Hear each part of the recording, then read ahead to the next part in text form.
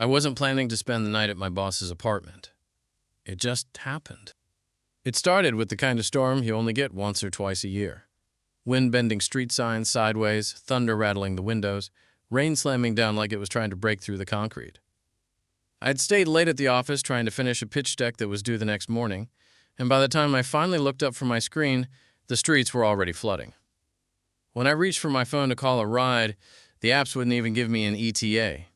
Everything was surging or suspended. That's when Marcus, my boss, walked back in from his office, still in his white shirt, sleeves rolled up, collar open like always. "You're not going out in that, are you?" he asked, nodding toward the window behind me. "I was going to try," I said, slipping on my hoodie. "But, yeah, probably not the best idea." He hesitated for a second, then said, casually, like it was no big deal, like he did this all the time, "You can crash at my place tonight if you want. It's close. Just until the storm dies down." I blinked. "Seriously?" Marcus shrugged, already shutting down his laptop. "I've got a spare toothbrush. And a couch."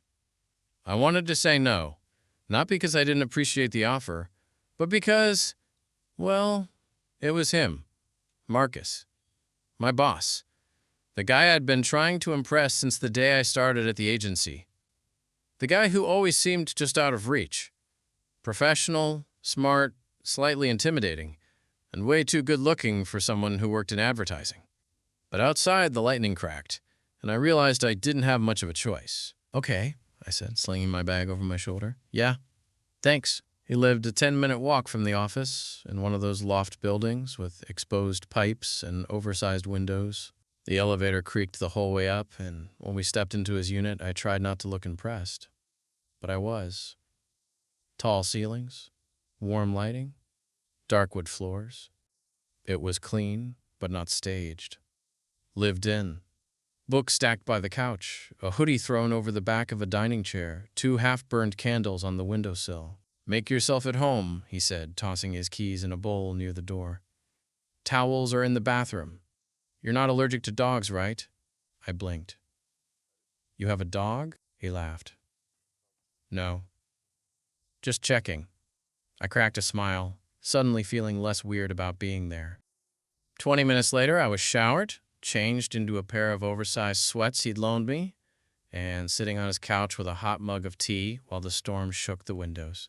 Marcus had changed too, out of his work clothes and into a plain t-shirt and joggers that somehow made him look even more casual and unfairly attractive. We talked a little, nothing deep. Work stuff, mostly. How we both hated Zoom calls. How clients always emailed quick questions at 5:59 p.m. on Fridays. And then he yawned, stretched, and said, "All right, you take the bed. I'll take the couch." I blinked at him.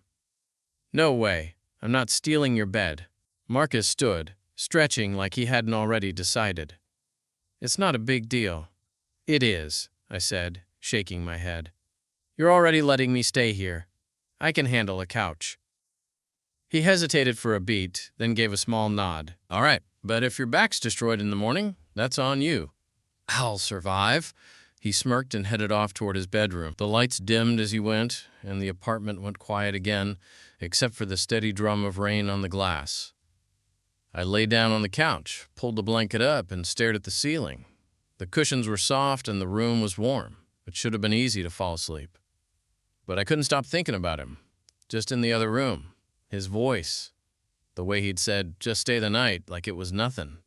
But it didn't feel like nothing. Not to me. I don't know what time it was when I woke up, but everything was still. The storm had quieted, leaving behind that eerie, heavy silence that always follows a downpour. The kind of silence where you can hear your own thoughts a little too clearly. The glow from the city bled faintly through the massive window across the living room, painting the ceiling in shades of silver and blue. I shifted slightly on the couch, trying to get comfortable. The blanket had slipped to the floor, my neck was stiff, and my thoughts were not helping. I couldn't stop thinking about Marcus. I kept replaying the way he'd said goodnight, low and even, with just the slightest pause between words. Or maybe I was imagining that pause, projecting, hoping for something that wasn't there. I sighed, trying to shake it off. That's when I heard footsteps. Bare feet on hardwood, slow and unhurried. Like someone who wasn't trying to be sneaky but also didn't want to wake anyone up. I stayed still, eyes half open, watching. Marcus. He came into view from the hallway, shirtless, rubbing his face with one hand like he hadn't slept much either. His other hand was holding a glass of water. He didn't see me right away. He looked distracted, like something was weighing on him. He stopped in front of the window, staring out across the city. I couldn't help but watch him, quietly. The muscles in his back moved as he shifted his weight from one foot to the other. The low light made every line of him look softer. Less like a boss. More like a person. He took a sip of water, then turned and froze when he saw me looking at him. "Oh," he said, like he hadn't expected me to be awake. "Hey," I murmured, sitting up slowly. "Couldn't sleep either?" He gave a small shake of his head and walked over, setting the glass down on the coffee table. "Didn't mean to wake you." "You didn't," I said, voice still low. "Was just thinking." He nodded like he knew exactly what I meant. Then he gestured toward the couch. "Can I?" I blinked. "You want to sit?" "Just for a sec." I shifted over to make room, and Marcus sat beside me, the blanket brushing against his thigh. He leaned forward slightly, elbows on his knees, staring at nothing. "You ever get that feeling?" he said quietly, "where something feels off, but you don't know what it is yet?" I looked at him, the side of his face illuminated by the city lights outside. "Yeah. Lately more than usual." He gave a faint laugh. "Yeah. Same." We sat there for a moment, neither of us saying anything. The air between us felt heavy but not uncomfortable, like something unspoken was pressing against the walls. Then he turned his head, eyes meeting mine. "You're a good guy, you know that?" I swallowed. "You don't really know me that well." "I know enough," he said, his voice just above a whisper. "I see how you are with people. How you handle things. It's rare." I didn't know what to say to that. Compliments from coworkers always felt weird, but from Marcus? In the dark? At 3 a.m.?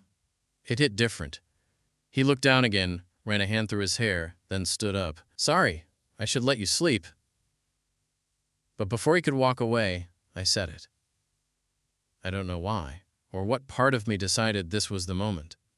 "You don't have to go." He stopped. Turned. Searched my face like he wasn't sure he heard me right. "What?" I hesitated. My heart felt like it was trying to punch its way out of my chest. "You said you couldn't sleep. I mean, you can stay, sit, or whatever." For a second, I thought I'd pushed too far. Then he walked back, slowly, and sat down again. Closer this time. His knee brushed mine, and he didn't move it. We sat there for what felt like a long time, the silence stretching between us like a wire pulled tight. My knee was still touching his, and neither of us moved. I kept waiting for him to shift away, but he didn't. Marcus leaned back slightly, arms crossed, eyes fixed somewhere across the room. "You know," he said, voice calm, "I haven't had someone over in a long time." "Like a guest?" He glanced at me. "No, I mean like this. Late. Talking." There was something under those words. I felt it. Not loneliness exactly, but maybe something next to it. "I didn't expect tonight to go this way," I said. He smirked. "Yeah, me neither.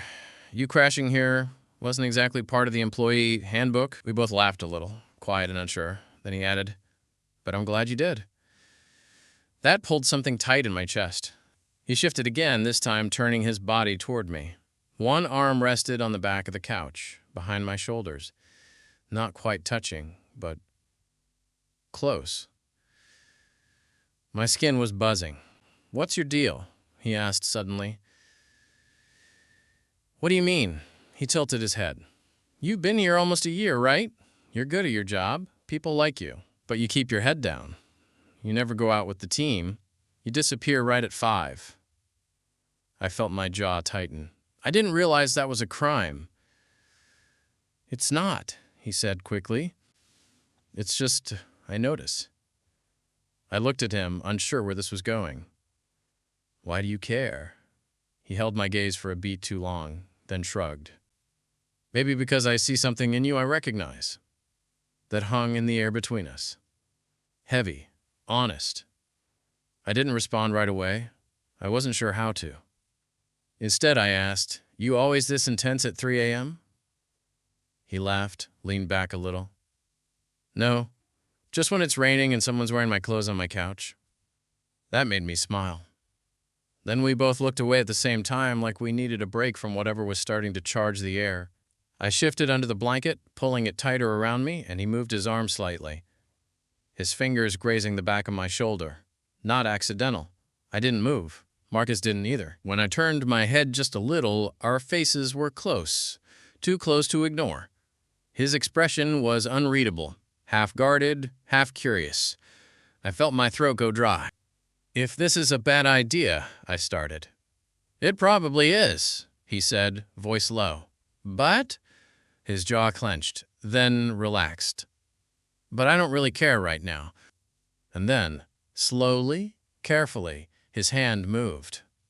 Fingers brushing lightly along my upper arm, resting there for a second, like he was waiting for me to stop him. I didn't. I turned toward him just slightly, our knees still touching, eyes locked. It wasn't sudden, it wasn't rushed, but it was inevitable. His hand slid down to my wrist, his thumb lightly brushing over the inside. The contact sent a slow, warm pulse through me. I could feel him breathing. Then, without a word, he leaned in. Not all the way, just enough that I knew if I moved even an inch, we'd be there. And for a second, neither of us moved, just stared, waiting. I don't know who leaned in first. Maybe it was him, maybe it was me. But when it finally happened, when our lips touched, it wasn't dramatic or heated or movie perfect. It was quiet, careful, almost hesitant, like we were both crossing a line we couldn't uncross. Marcus's lips were warm, soft, and his hand was still gently resting at my wrist, like he was grounding both of us. I felt the tension in his body, like he was holding back, like this wasn't something he did, ever. When we pulled back, it was only by a few inches. We didn't say anything. He didn't smile. I didn't either. But something shifted. The air. The way we looked at each other. There was no pretending after that. "Okay," he whispered. "That wasn't the plan." "No," I said, throat dry. "Definitely not."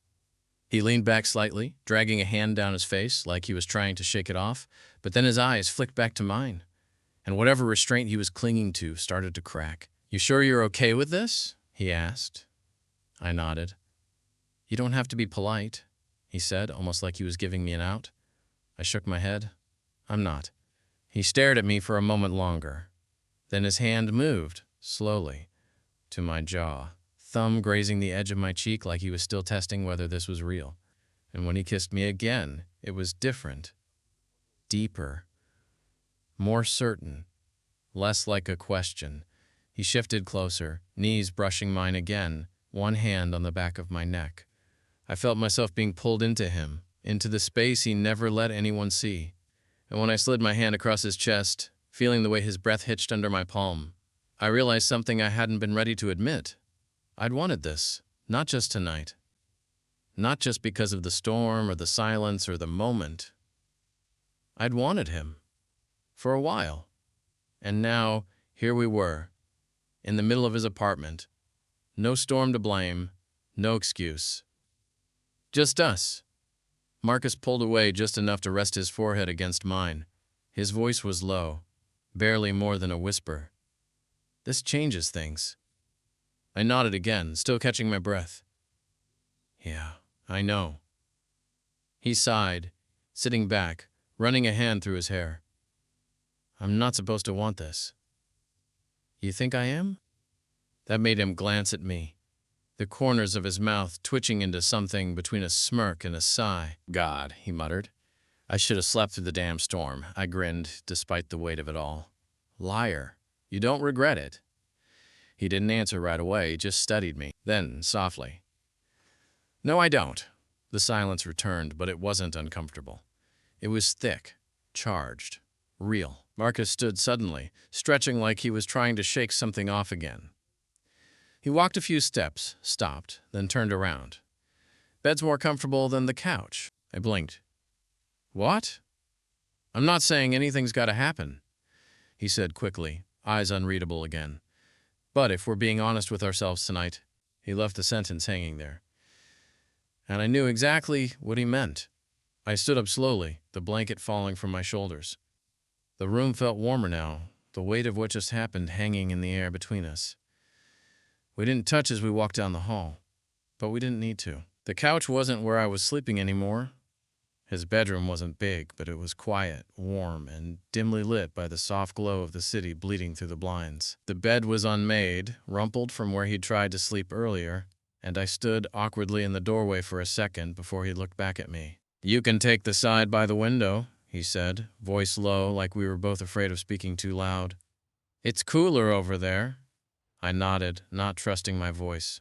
I climbed in slowly, the sheets cool against my skin, and tried to ignore the sound of my heartbeat in my ears. Marcus got in on the other side and lay back without saying a word, hands behind his head. For a few long seconds, neither of us moved. We lay there in the dark like strangers who'd just agreed to share something too big for either of us to name. Then he turned toward me. "You good?" he asked, just above a whisper. "Yeah," I said, turning too. We were lying close. Not touching, but close enough to feel each other's breath. Close enough that one move would change everything again. I felt his fingers brush the back of my hand. Light. Tentative. I didn't move away. "Tell me to stop," he murmured. I didn't. So he didn't. His hand slid into mine, fingers threading together like it was the most natural thing in the world. And for a moment, we just lay there like that. Silent. Still, figuring it out, one breath at a time. Then he pulled me closer. It wasn't sudden. It wasn't desperate. It was slow and deliberate, the way he wrapped an arm around my waist, the way his chest pressed against my back, the way he breathed into the side of my neck like he needed to memorize what this felt like. I swallowed hard, my body reacting before my brain could catch up.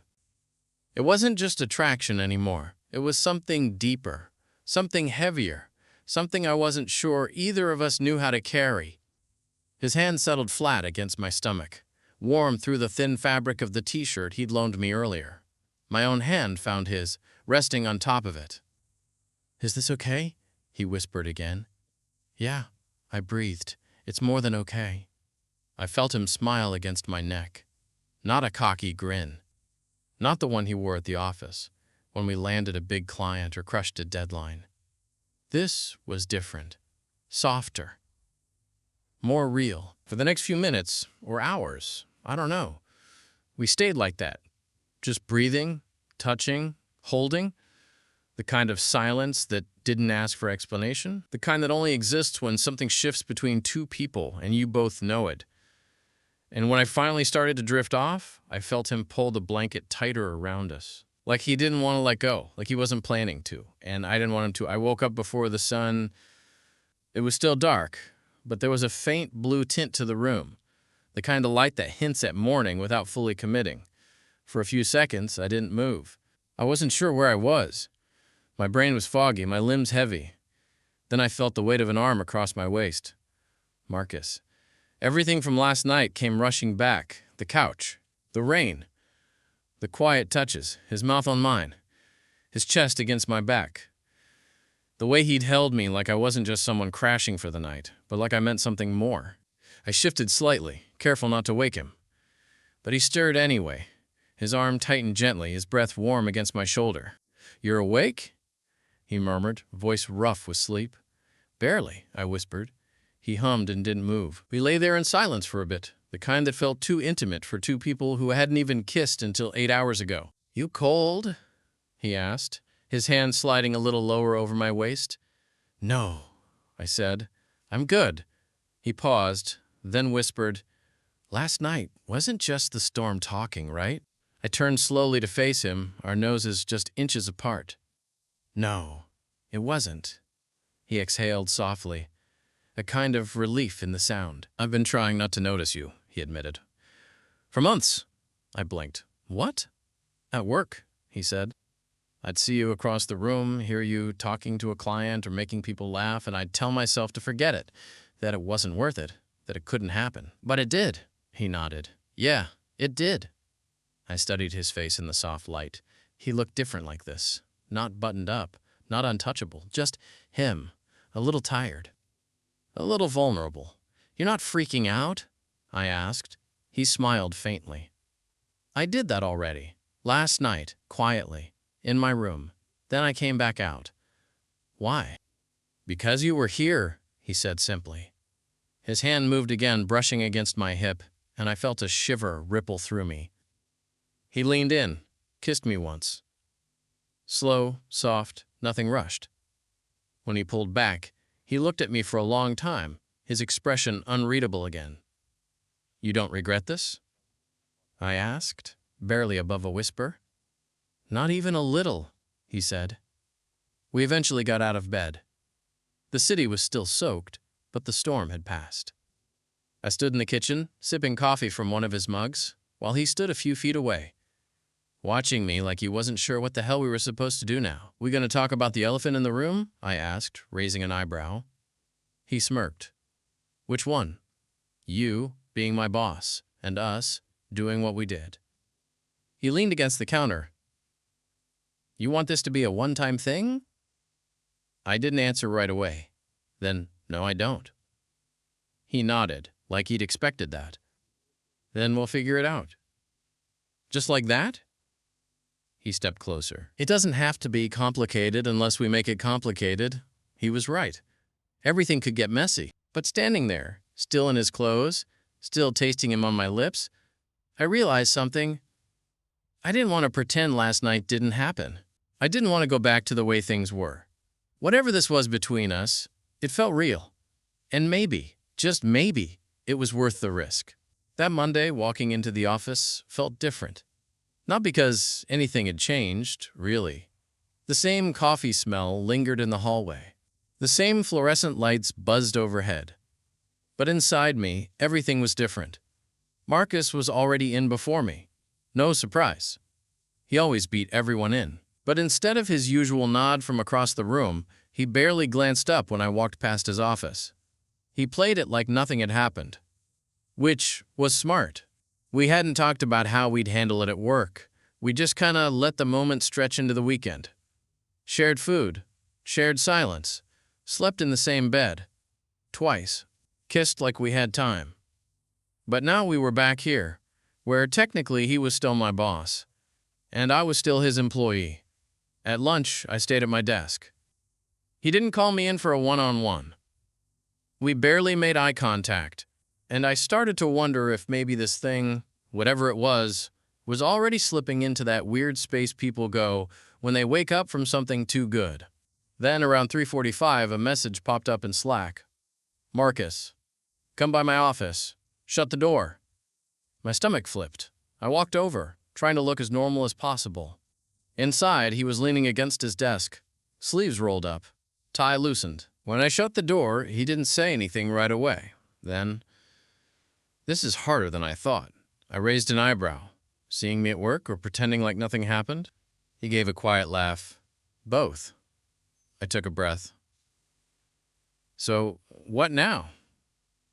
Marcus stepped closer. His voice dropped. Now, I make this clear.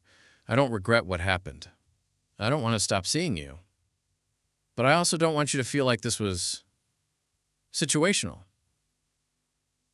You think I'd feel that way? He shrugged. You crashed at my place. Storm. Late night. It's easy to frame it as a one-off. I don't want it to be, I said quickly. Then quieter, do you? He looked me in the eye. No. And that was it. No grand declarations. No overthinking. Just honesty. Simple. Direct. We stood there, the office sounds muffled behind the door, and for a second I thought he might lean in again. But instead, he took a step back and said, We'll figure out the work stuff. I'll talk to HR about changing your reporting line so there's no conflict. My brows lifted. You thought this through. I had time, he said, smiling faintly, while watching you sleep. That made me flush.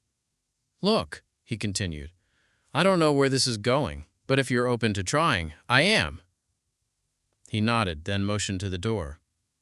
All right, back to pretending we're just co-workers for the next hour? I grinned. You're the boss. He gave me a look. Don't say that right now. Later that night, I was back in my apartment for the first time since the storm. It felt different. Colder somehow, like the silence wasn't as easy to sit with anymore. Then my phone buzzed. Marcus, still thinking about you in my bed.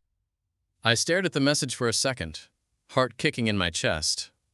I typed back, maybe next storm. I won't sleep on the couch. His reply came almost instantly. Deal. Or maybe this time, no storm required.